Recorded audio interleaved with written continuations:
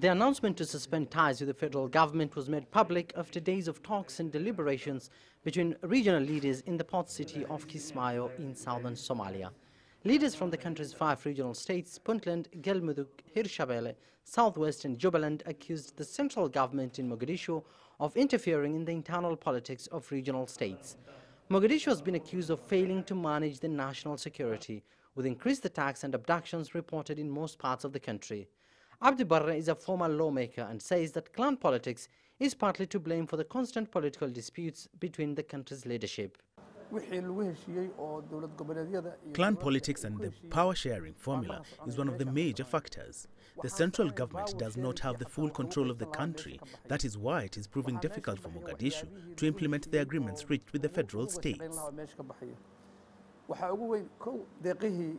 In 2004, Somali leaders picked federalism as a means to end decades of conflict that destroyed most of the country. At that time, Puntland was the only existing regional state in northern Somalia. But years later, successive Somali governments helped create 4 other regional states in a bid to decentralize power and bringing governance closer to the public. But lack of collaboration between leaders has resulted in major political disputes that have seen several regional leaders voted out of office, a major setback to realizing a functioning state. Federalism is not clearly spelled out in the constitution, and that is why this issue will still remain in place.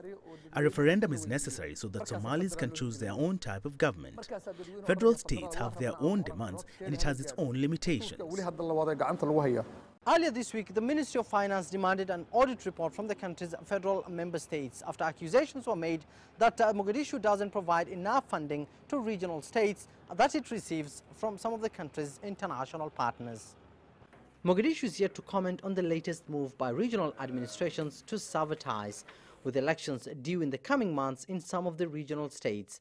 Experts now suggest that the latest political struggle risks plunging Somalia into a major political crisis that risks distracting authorities from fighting Al-Shabaab and a major blow to the federal government's efforts of stabilizing the country.